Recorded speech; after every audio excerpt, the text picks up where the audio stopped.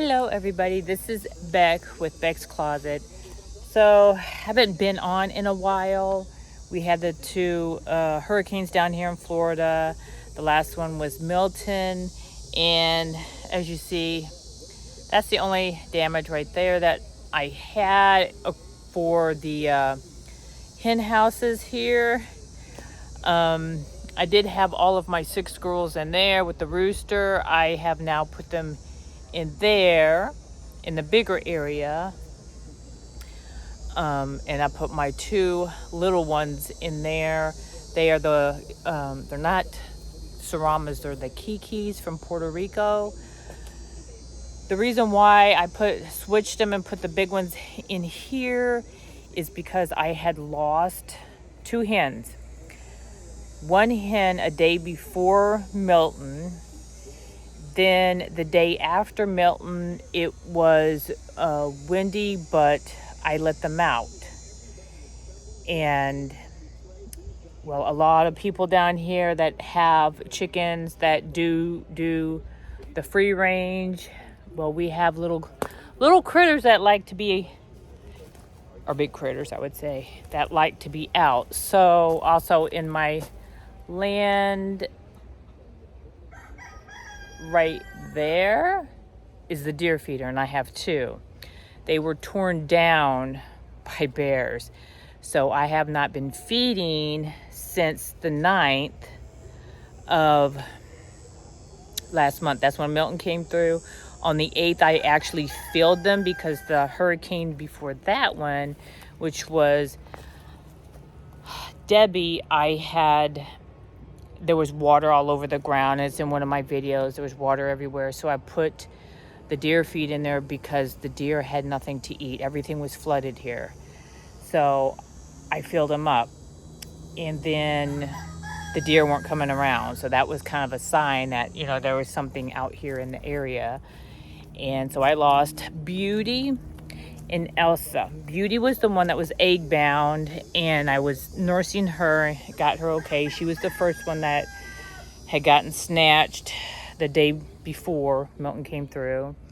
The second one was Elsa, and my son said he had seen her, and it was like maybe about 4:30, 5 o'clock in the afternoon in the front yard. And then when I checked on them when I got home, she was not in the coop. So now as you hear my alarm, I have a bunch of them right there. That one right there, that little red thing right there. And then I have one that sounds like a lion roaring. So I have them in this vicinity over here. So if anything comes around, they'll temporarily scare them away. Not saying that's a permanent thing. I also have up here is one of those lights that change colors, and I just set it in there because it goes through the holes. I have that. I have my motion lights. Those are solar lights. That's in the run. One that's in the coop, that's a solar light. Then you can see I just put these on yesterday because, Christmas is out and I can find my cool white lights. And I redid the border over here with the lighting. Not to say that keeps them away. This doesn't always work. Just for me, it has worked because I have multiple things that I do together. I just don't use one thing and then that's it. So like this coop here has the radio in it, and you see the one light right here. Now both of these coops have 2 lights in it. So there's one light out here in the run and one that's inside, and that is a solar light, so that's not on electricity. And then I have that one on a radio. Now this is the bigger one. I had, of course, I had the little ones in here, had the big ones out to completely sanitize, clean, put new bedding, which this time I am trying that Carolina's coop, the hemp, which does seem to be working a lot better than some brand I bought off of YouTube that said it was hemp. It smelled strongly of hemp, yes. It does not keep insects away, no. There were still mites in the litter. I caught it early enough that I could get it out, treat the chickens. Only one of them had it at that time, so I caught it early on before it became an infestation. Then we went through, because of the hurricane, and if you have chicken poop and it's in the yard or anything and it does get wet, that's also a breeding ground for parasites of any kind. So I am right now in the middle of treating for coccidia. So one of them started the diarrhea, and it smelled just horrible. And every day I clean the coops, I take the poop out. I was doing it in the back of the land here. Now I just completely put it in a bag in the trash, because of the flooding. It just goes everywhere. I mean, with the water, and then the poop is in it, and if it disintegrates, it's in the water, and then it flows wherever it's going to go. So now I just completely throw that away. I also have my ammonia. I have 4 1-gallon ammonias. So as you see, I have down there is a lid.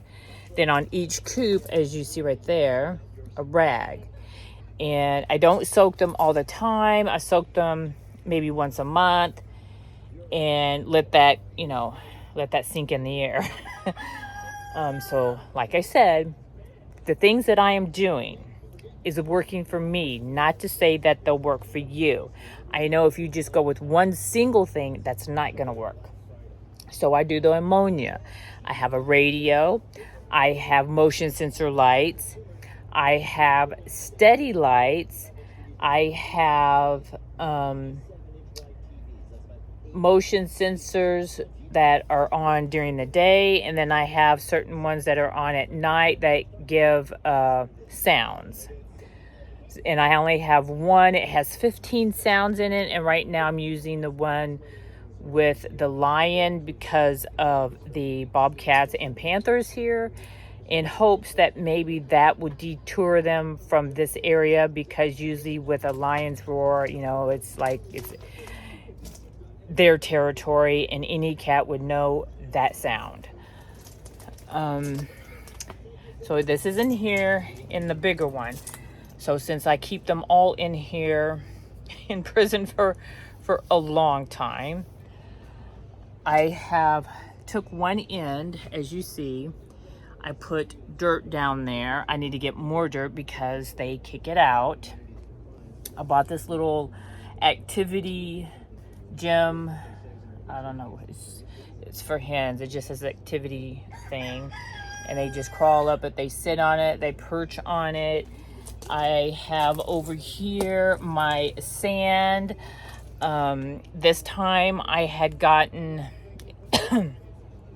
I didn't get play sand. It's called multi-purpose sand by Sacred.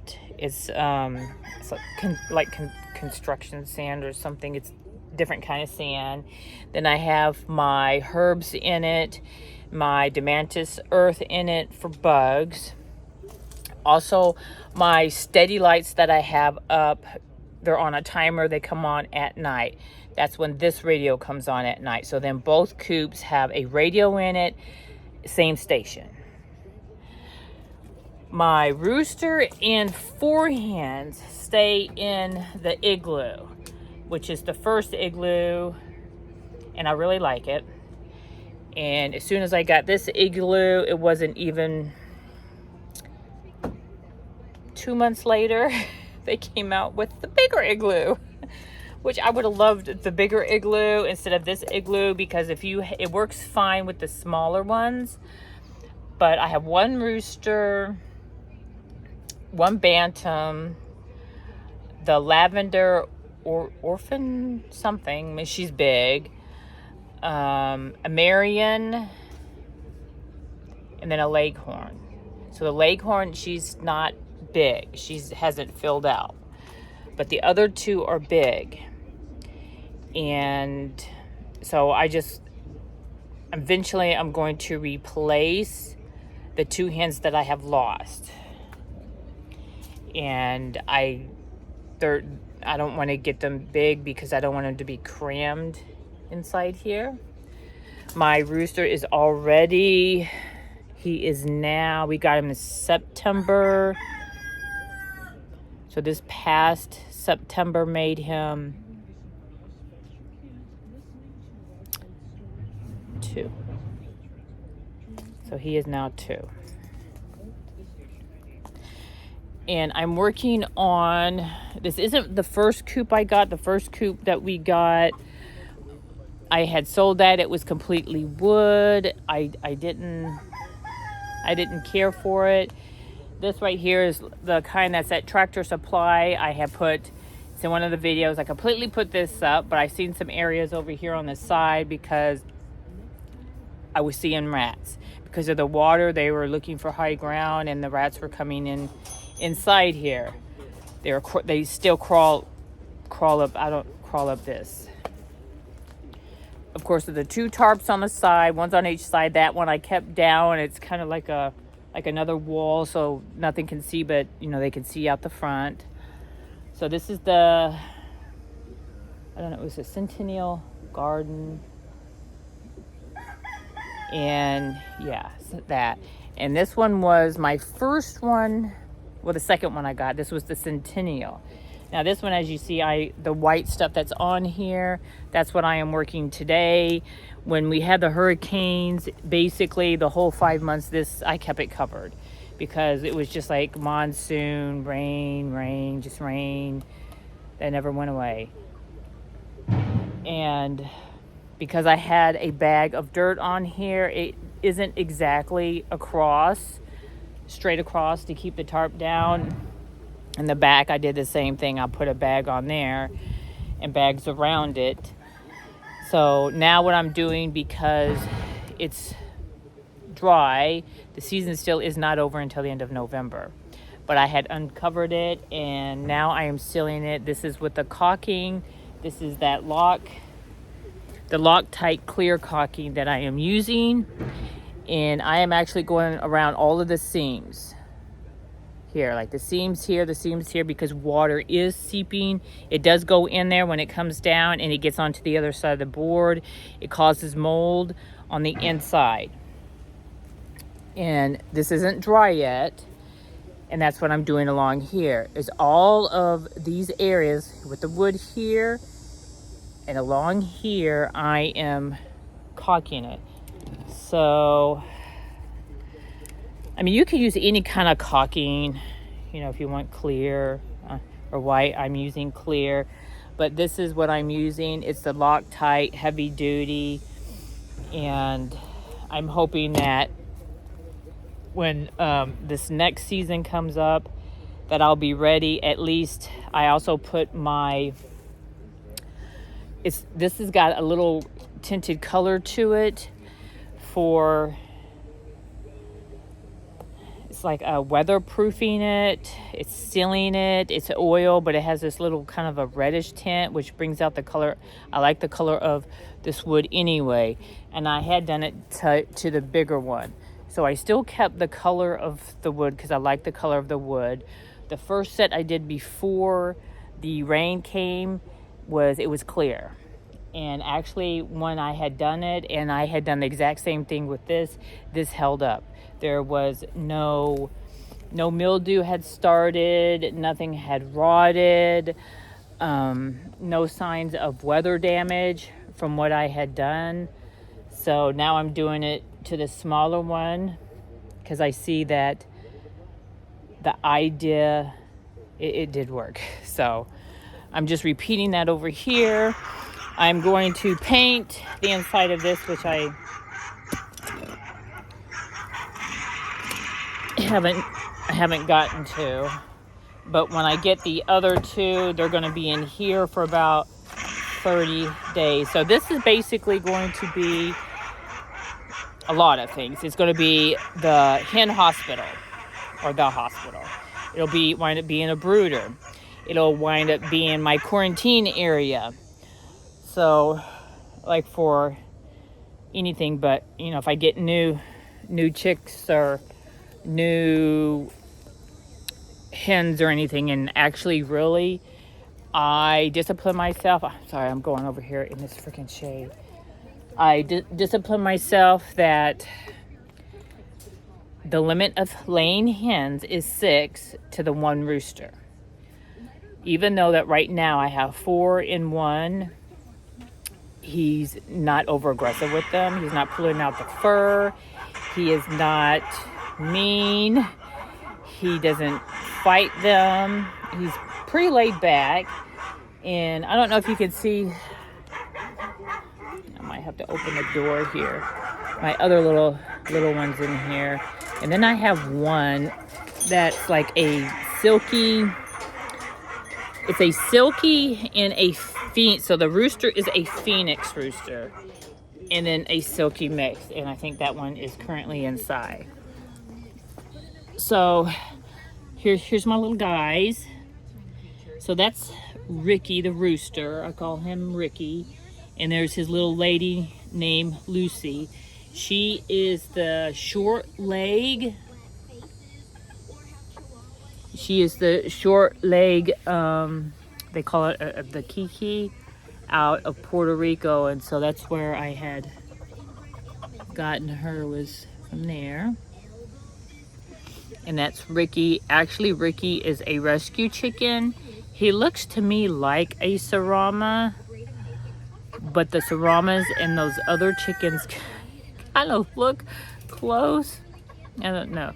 So the other one is, I see her inside she's in the coop running back and forth right now. So she's in there. So that's an update from, I haven't been on for a while because of all of this stuff going on, and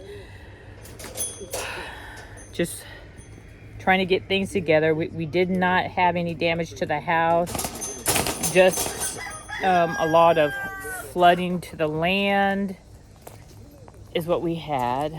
I'm trying to think, there was something major that did happen or went out. So something with the pump house. It was like, woke up one morning and all of a sudden there was no water. So I have no idea what that could have been from. Been trying to do a lot of cutting back of stuff on the land because it got overgrown from all of the water. I mean, we had a massive amount of water this season, and just things gotten overgrown. Instead of me combating it, I just let it go because it was just getting nowhere. Well, anyway, guys, so there's my update. I will be back on again. I just wanted to say hello. We didn't disappear. Nothing blew away. Me and my chickens are here, except minus 2. Very sad. I had gotten them since they were little and raised them. But that's how it goes in the chicken world. Okay, guys, until next time, if you like this video, give me a thumbs up, share it, and I will see you again. Bye.